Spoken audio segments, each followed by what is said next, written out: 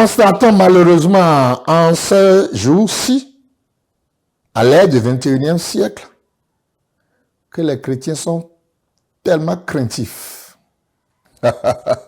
Les gens continueront toujours à te maudire, mais ils te verront toujours debout. Chrétien du 21e siècle, crois et vas-y avec foi.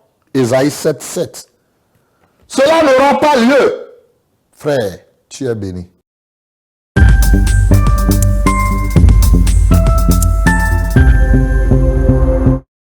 Bien-aimés, chers téléspectateurs, nous vous saluons. Nous sommes là dans le but de vous parler de la part de Dieu Tout-Puissant. Le message divin vous fera du bien. Avant d'entrer dans le vif du sujet, je vais vous inviter à vous incliner avec moi dans la prière. Prions le Seigneur.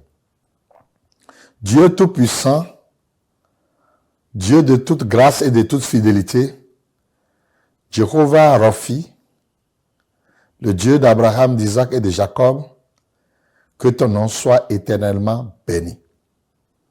Nous sommes réunis autour de ta parole et nous voulons t'écouter nous parler. Nous prions que tu nous déverses sur nous la grâce divine et que ta parole trouve une bonne place dans nos cœurs. Nous contrecalons tout ce qui s'opposera à cette parole et que cette parole triomphe dans la vie de tous ceux-là qui vont l'entendre de loin comme de près. Dans le précieux nom de Jésus, nous avons prié. Amen. Je vais vous inviter à lire avec moi dans l'Ancien Testament, dans Nombre, chapitre 22, le verset 12. La colère de Dieu s'enflamma parce qu'il était parti et l'ange de l'Éternel se plaça sur le chemin pour lui résister. Balaam était monté sur son ânesse et ses deux serviteurs étaient avec lui. Maintenant, nous allons lire dans même Nombre, chapitre 23, le verset 7 au verset 9. Balaam prononça son oracle et dit, Balak m'a fait descendre d'Aram. Le roi de Moab m'a fait descendre des montagnes de l'Orient. Viens, maudis-moi Jacob. Viens, sois irrité contre Israël. Verset 8. Comment maudirai-je celui que Dieu n'a point maudit? Comment serais-je irrité quand l'Éternel n'est point irrité? Je le vois du sommet des rochers. Je le contemple du haut des collines. C'est un peuple qui a sa demeure à part et qui ne fait point partie des nations. Qui peut compter la poussière de Jacob et dire le nombre du quart d'Israël? Que je meure de la mort des justes et que ma fin soit semblable à la leur. Balak dit à Balaam, que m'as-tu fait? Je t'ai pris pour maudire mon ennemi. Et voici tu le bénis. Il répondit et dit, n'aurais-je pas soin de dire ce que l'Éternel met dans ma bouche? Que le Seigneur bénisse sa parole et que cette parole te fasse du bien au nom de Jésus. Amen. Le thème de ce message est intitulé « Ne crains rien ». Nous constatons malheureusement en ce jour-ci, à l'ère du 21e siècle, que les chrétiens sont tellement craintifs. Et on se demande si Christ est réellement en eux ou bien c'est eux qui sont en Christ. Les chrétiens sont devenus tellement craintifs au point où on craint tout et on prie même pour les choses pour lesquelles il ne faut pas prier. Mais je voudrais vous rassurer au travers de ce message que nous n'avons pas le droit de nous laisser à la peur, à la panique et à la crainte. Pas du tout. Dieu ne peut pas faire sortir son peuple de l'Égypte et l'abandonner dans le désert. Quand Sion disait, dans Isaïe 49, verset 14, « L'Éternel m'abandonne, l'Éternel me délaisse. » Dieu va lui répondre au verset 15. « Une femme abandonne-t-elle l'enfant qu'elle allait? N'a-t-elle pas pitié du fruit de ses entrailles? » S'il arrivait où la femme abandonne réellement son fils, moi, l'Éternel, je ne t'abandonnerai jamais. Est-ce que nous connaissons le Dieu là que nous servons? Celui en qui nous avons cru là, est-ce que nous le connaissons? Tout le problème vient de là. La méconnaissance de ce Dieu nous jette dans les paniques et dans la peur et nous mourrons avant le temps. Nous avons un Dieu que le païen même craint. Les féticheurs, les sorciers même tremblent devant notre Dieu que nous adorons. Et ma prière est que Dieu ouvre nos yeux pour qu'on voie celui que nous suivons. Lorsque vous allez le découvrir dans sa splendeur, dans sa grandeur, dans sa puissance, vous allez cesser d'avoir peur. Ne crains rien.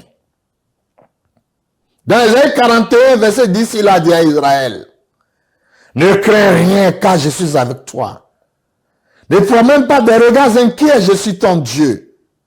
Je viens à ton secours. Je te soutiens par ma main triomphante.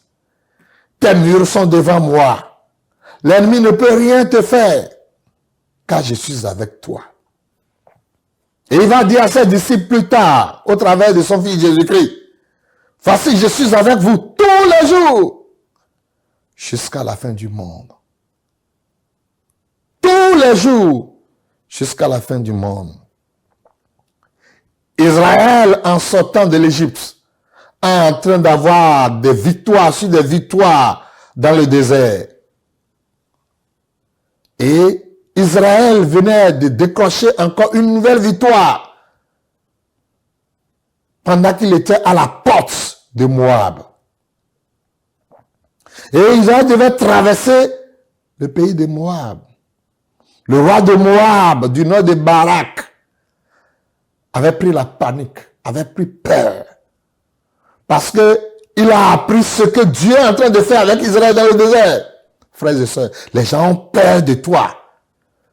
Quand ils apprennent celui que tu adores, ce Dieu redoutable et puissant, ce Dieu fort et miraculeux, c'est parce que nous le méconnaissons parfois.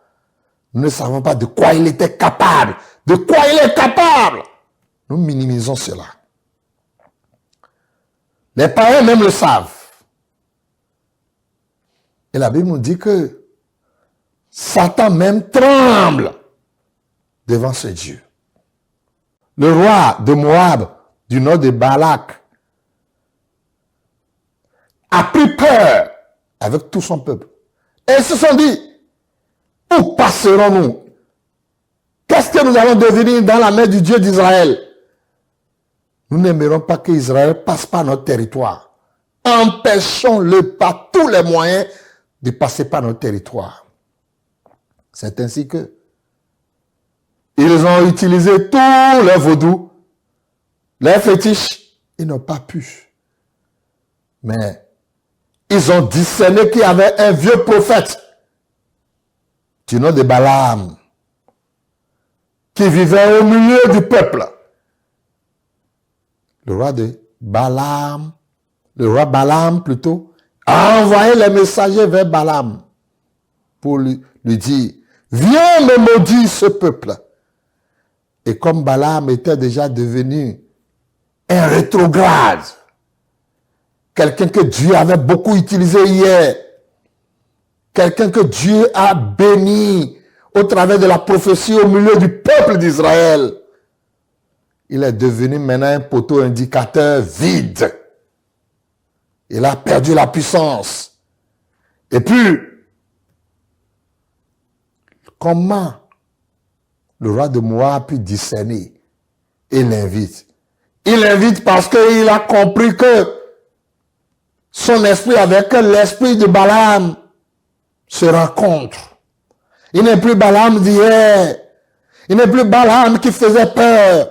Il n'est plus Balaam dont les messages déchiraient les cieux sur la vie des gens. Il est devenu maintenant un Balaam qui a perdu toute onction. Il invite et veut venir maudire le peuple d'Israël. Et la nuit, les gens étaient arrivés avec beaucoup du bien. Ils ont donné les biens à Balaam.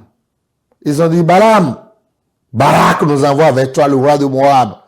Et il dit, viens maudire Israël. Comment tu peux être dans ce peuple? Et tu as servi ce peuple. Et tu seras maintenant celui qui va maudire ce peuple. À cause des biens matériels. À cause de l'argent. Il est devenu aveugle. Que Dieu nous garde. Aujourd'hui, l'argent est en train de prendre le dessus par rapport au ministère.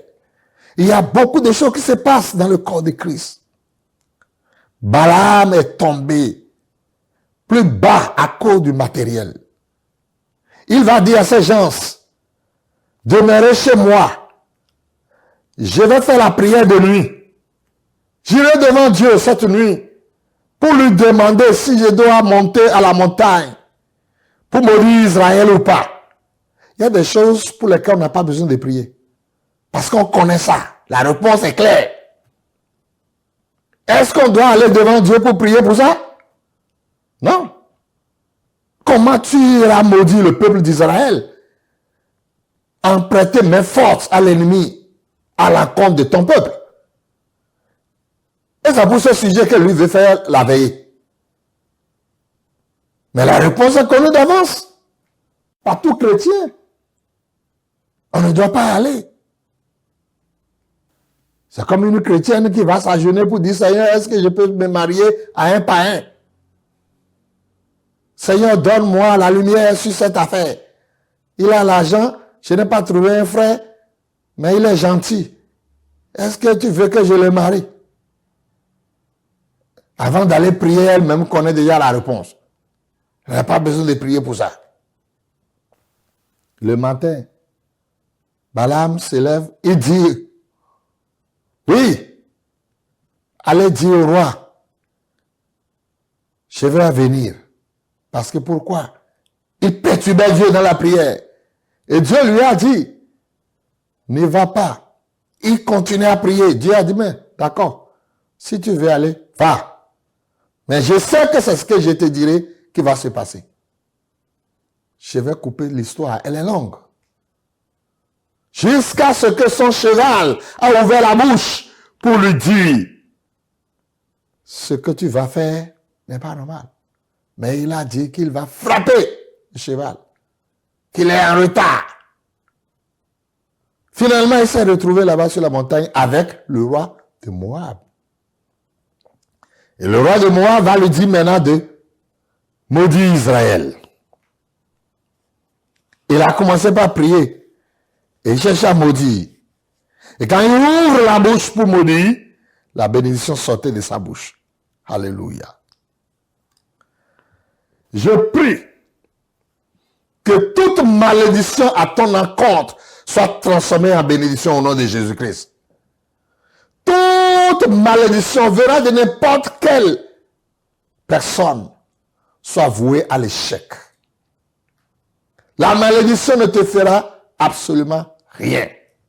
Il a prié fatigué. Il continue à prier. Et qu'est-ce qui va se passer?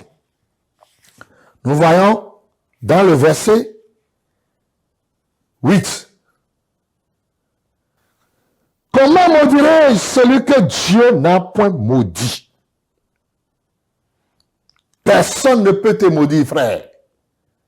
Tant que tu restes attaché à ce Dieu, aucune malédiction ne te parviendra. Tant que tu restes sous le sang de Jésus-Christ, aucune malédiction venant de la maison paternelle, venant de la maison maternelle, venant de ton service, venant de ton foyer, venant de ton quartier, venant de ton service, venant de l'endroit où tu vends au marché, ne peut absolument rien te faire. N'aie pas peur. La malédiction sans cause est nulle et sans effet. Tu as peur de quoi? De quelle malédiction as-tu peur? Il dit, comment maudirais-je celui que Dieu n'a point maudit? Et comment serais-je irrité quand l'Éternel n'est point irrité? Ça, c'est la première des choses. Dieu te regarde d'un bon œil. Dieu t'aime, tu es son fils. Dieu te garde, il te protège. Dieu te fait du bien. Il ne t'abandonnera pas dans la main de tes ennemis. Non. Si c'est ce qu'il allait faire, il t'aurait laissé en Égypte pour que tu meurs complètement là-bas. Mais s'il t'a fait sortir, s'il a déployé sa puissance pour te faire sortir, s'il t'a libéré de la main de l'adversité, c'est pour te protéger, te garder, te bénir, te conduire jusqu'à la terre promise. Et il va le faire au nom de Jésus-Christ. Balaam a maudit et la malédiction n'a pas porté. Ça n'a rien donné. Et Barak lui dit, il faut continuer. Il faut continuer. Les gens continueront toujours à te maudire, mais ils te verront toujours debout. Parce que toi, tu es en Christ. Christ te cache dans son sang. Et encore, nous lisons au verset 10. Non, le verset 9 d'abord nous dit, je le vois du sommet des rochers. Balaam dit, je vois le peuple d'Israël du sommet du rocher. Je le comptable du haut des collines. C'est un peuple qui a sa demeure à part et qui ne fait point partie des nations. Alléluia. Mon frère, tu ne fais pas partie des nations, pourquoi tu seras maudit? Tu ne fais pas partie des nations, pourquoi la sorcellerie va te déranger? Tu ne fais pas partie des nations. Tu es un peuple dont ta demeure est à part. Ta demeure est à part. Tu es caché dans le précieux sang de Jésus. Tu es sous la couverture du sang de l'agneau. Rien ne peut t'arriver. La Bible déclare que les cheveux qui sont sur ta tête sont comptés. L'ennemi ne touchera pas un seul cheveu derrière le Seigneur. Ta demeure est à part. Tu n'es pas comme les païens. Donc tu n'as pas de raison plutôt de te laisser troubler. Et Barak continue à déranger Balaam. Et verset 10 dit, qui peut compter la poussière de Jacob? Et dit le nombre du cas d'Israël. Voilà. Il lui montre que c'est un peuple nombreux qui a sa demeure à part. On ne peut même pas les compter. À plus grande raison, les maudits, impossible. Et le verset 11, Balak dit à Balaam, comment as-tu fait? Je t'ai pris pour maudire mon ennemi. Et voici, tu le bénis. Alléluia. Il ne peut que sortir de la bouche de tes adversaires la bénédiction au lieu et place des malédictions. Je le prononce sur toi maintenant. Toi qui es au service, toi qui es dans la voiture, toi qui es en voyage, toi qui es n'importe où au marché. Tu n'as pas besoin d'une eau bénite pour asperger ton lieu de commerce. tu n'en as pas besoin. Tu es déjà en sécurité. Une fois que Christ est en toi, tu es déjà en sécurité. N'aie pas peur des malédictions. Ça ne te parviendra pas. Tous ceux qui lancent la malédiction de gauche à droite, de tes yeux seulement tu verras la rétribution des méchants. La malédiction ne s'approchera pas de toi. Au contraire, Dieu les transformera en des bénédictions. N'aie pas peur. Ne sois pas agité du rêve d'agitation que tu as eu la nuit. Non, non, non, non, non, non, non. Ça là ne veut rien dire. Dieu est avec toi. Ne promène pas de regards inquiets. Il est ton Dieu. Il est ta sécurité. Dieu te met dans la sécurité totale. Donc, je voudrais t'inviter à faire foi à ce Dieu puissant et capable de te protéger en toutes choses. Et qu'est-ce que Balaam a répondu? Il répondit et dit, n'aurais-je pas soin de dire ce que l'Éternel met dans ma bouche? Alléluia. Celui qui a été loué pour maudire va dire à celui qui l'a invité, n'aurais-je pas soin de dire ce que l'Éternel me met dans la bouche? C'est l'Éternel qui met la bénédiction au lieu de la malédiction sur les lèvres de Balaam. Balaam n'a pas de choix que de bénir. Les gens n'ont pas de choix que de te bénir. Ils n'ont pas de choix. Dieu leur imposera la bénédiction en lieu et place de la malédiction. Dieu imposera à tes adversaires. Dieu imposera à tes ennemis. Dieu imposera aux gens de ton quartier. Il leur imposera ce silence en leur démontrant en plein jour ou en pleine nuit que tu es un enfant béni. Que la bénédiction de l'Éternel t'accompagne. Balaam dit à Balak, tiens-toi ici près de ton holocauste et j'irai à la rencontre de Dieu. Il a déjà fait. Il continue encore à prier ce même Dieu. Dieu dit tu es béni. Et les gens continuent à prier pour que tu sois maudit. Ils perdent le temps. Ils perdent le temps. Ça ne viendra jamais. Ésaïe 7:7. Cela n'aura pas lieu. Ils s'assemblent contre toi. Mais cela n'aura pas lieu. Cela ne viendra pas. Cela ne va pas s'accomplir. Parce que l'Éternel est avec toi. Le verset 28, et le verset 18 plutôt. Balaam prononça son oracle et dit, lève-toi Balak, écoute, prête l'oreille, fils de Sippor. Dieu n'est point un homme pour mentir, ni le fils d'un homme pour se repentir. Ce qu'il a dit, ne le fera-t-il pas? Ce qu'il a déclaré, ne l'exécutera-t-il pas? Voici, j'ai reçu l'ordre de bénir. Il a béni. Je ne le révoquerai point. Amen. Il dit, mais Dieu n'est pas un homme pour se repentir. Ce qu'il a dit, Balaam, ce n'est pas moi-même. Balaam dit à Balak, ce n'est pas moi-même. Ce que Dieu veut là, il a dit, c'est fini. Dieu a béni.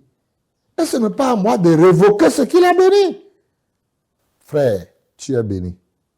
Il faut savoir que tu es béni. Oublie la malédiction. Ça vient de ton père, ta mère, ton oncle, ton cousin, ta cousine, ta tante, ton chef hiérarchique. Ça vient de ta belle famille, ça vient de ceci, ça vient de cela, ça vient de ton village. Ça là ne te concerne pas. Toi, tu es le fils de la lumière. Ta demeure est à part. Ça ne te concerne pas.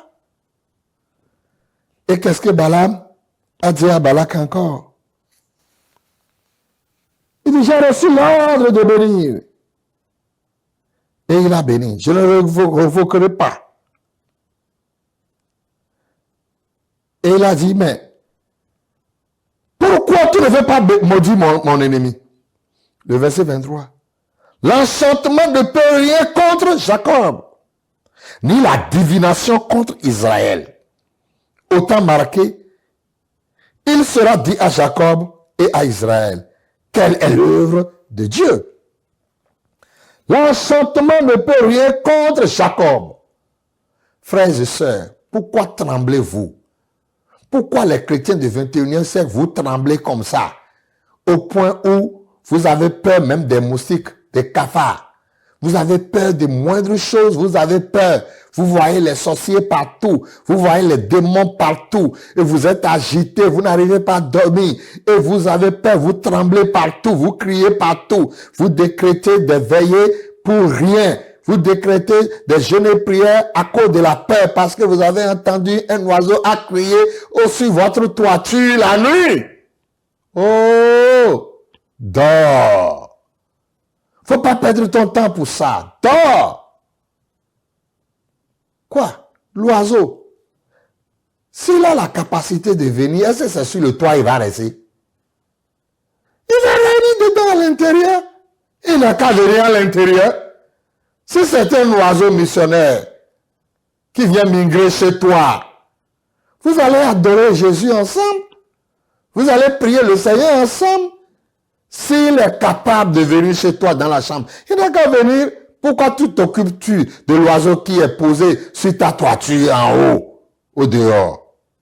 Non, laisse-le. Toi, tu es en pleine sécurité. L'enchantement ne peut rien contre Jacob. L'enchantement venant des Bokono, venant des Vaudouno, venant des sorciers, venant des mondes des ténèbres, l'enchantement ne peut rien contre toi. La divination ne peut rien contre Israël. De la même manière que l'enchantement ne peut rien contre Jacob, la divination est nulle et sans effet devant Israël. C'est pourquoi n'aie pas peur de ces choses. Les autres ont peur de toi quand ils te voient venir. Et toi, tu as encore peur d'eux. Non, il ne faut pas avoir peur. Aujourd'hui, les gens, pour tuer, simple musique contre mur, ils envoient leurs mains pour dire, au nom de Jésus, je te tue. Non, tu n'as pas besoin de ça, c'est la peur. Tue les moustiques seulement. Tu n'as pas besoin du nom de Jésus. Et ce qui m'étonne est que quand tu appelles des gens au téléphone, il y a d'autres qui te disent, dans le précieux sang de l'agneau, allô. Je dis, oh, ça c'est la peur. C'est la peur. Parce que c'est quoi? L'envoûtement et l'enchantement, les incantations prononcées au téléphone dans mes oreilles vont retourner comme bombe atomique dans les oreilles de celui qui les prononce. Est-ce que tu comprends ça, frère? Tu sais comment tu es vraiment gardé? Tu comprends cela? Laisse-les prononcer pour voir le retour à l'envoyé, comment ça va se passer. Ça va s'exploser là-bas, au bout de fil. Alléluia. Pourquoi tu minimises le pouvoir et l'autorité de ce Dieu en qui tu as cru? Non. Donc, quand moi, je n'ai pas besoin de cela, où je m'élève et avant de répondre à l'appel, je dis au nom de Jésus, oui, allô, parlez, au nom de Jésus. Non. Je suis déjà dans Jésus. Jésus est en moi. Je suis déjà dans le sang de Jésus. Si quelqu'un veut faire quelque chose, je viens de lire ici. Il faut garder ce passage avec toi, ça va te faire du bien. Le verset 23, du nombre 23, c'est vraiment facile à garder. Nombre 23, 23. L'enchantement ne peut rien contre Jacob, ni la divination contre Israël. Est-ce que tu m'écoutes ça? Rien. Si tu oublies tout, garde l'homme 23, 23. Tu es en sécurité, frère. Tu n'as pas besoin de trembler devant qui que ce soit. Et le verset 25. Balak dit à Balaam, voilà, le maudis pas, mais au moins ne le bénis pas. Je t'ai dit de les maudire. Tu n'arrives pas à les maudire. Et tu les bénis. Quel est mon intérêt dans tout ça là? C'est ce que Balak a commencé par dire à Balaam. Il dit, puisque tu es incapable de les maudire, Cesse de les bénir. Cesse de les bénir. Parce que ça fait plusieurs fois que tu es en train de les bénir. Or, moi je veux les voir être maudits. Mais toi, tu n'arrives pas à les maudire et tu les bénis. Il ne faut plus les bénir aussi. Alléluia. Balaam répondit et dit à Balak, ne t'ai-je pas parlé ainsi? Je ferai tout ce que l'Éternel dira. Je ferai tout ce que l'Éternel dira. C'est l'Éternel qui bénit ici, ce n'est pas moi, Balaam. Ou bien tu ne vois pas que je vais prononcer la malédiction et la bénédiction sort de ma bouche. C'est l'Éternel qui l'a béni. Je voudrais te dire, frères et sœurs, toi qui m'écoutes, l'ennemi ne veut pas que tu sois béni. Il dit, si on n'arrive pas à te maudire, de cesser de te bénir. Mais Dieu a dit, toi tu es béni. Tu es béni. On te maudit ou on ne te maudit pas ou ta bénédiction reste. On te maudit ou on ne te maudit pas ou tu es toujours béni. C'est pourquoi j'aimerais que tu fasses confiance à ce Dieu. Et que tu crois que ce Dieu est capable de te garder du matin au soir, de te protéger la nuit, de protéger ton mari, de protéger ta femme, de protéger tes enfants, de protéger tes parents, de protéger tous tes biens, de protéger ton aller et ton retour. Tu n'as rien à craindre. Ne crains rien. Chrétien du 21e siècle, crois et vas-y avec foi en Christ. L'enchantement ne peut rien contre Jacob et la divination ne peut rien contre Israël. Qu'ainsi soit-il pour toi aussi, au nom puissant de Jésus. Amen. Père Céleste, tu nous as parlé de notre sécurité. Ça, c'est la vérité. Nous sommes en forme et nous sommes en pleine sécurité. Tout chrétien qui a peur, qui est agité de gauche à droite, qui ne sait quoi faire, Seigneur, ouvre ses yeux pour qu'il voie que ceux qui sont avec nous sont plus grands que ceux qui sont avec eux. Tel que tu l'as révélé à ton serviteur Élisée. Et son serviteur, tu as demandé que ses yeux s'ouvrent. Et il a vu que les gens qui ont quitté Samarie, qui sont venus arrêter son maître, oh, il y avait encore une armée plus géante qui les protégeait. Seigneur, que l'esprit de peur, de panique, de tremblement sorte du cœur de tous tes enfants et mets la foi en eux, la confiance absolue à la personne de Jésus-Christ en eux. Remplis-les de ton autorité afin qu'ils soient forts. Oui, l'enchantement ne peut rien contre Jacob. Oui, la divination ne peut rien contre Israël. Au lieu et place de la malédiction, que la bénédiction poursuive tes enfants et qu'elle les cherche, qu'elle les retrouve, qu'elle les bénisse.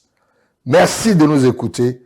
Guéris les cœurs peureux, guéris les cœurs troublés, guéris les cœurs tremblants, pour la seule gloire de ton nom. Au nom puissant de Jésus, j'ai ainsi prié. Amen. Nous constatons malheureusement en ce jour-ci, à l'ère du 21e siècle, que les chrétiens sont tellement craintifs. Les gens continueront toujours à te maudire, mais ils te verront toujours debout. Chrétien du 21e siècle, crois et vas-y avec foi. Ésaïe 7:7. Cela n'aura pas lieu. Frère, tu es béni.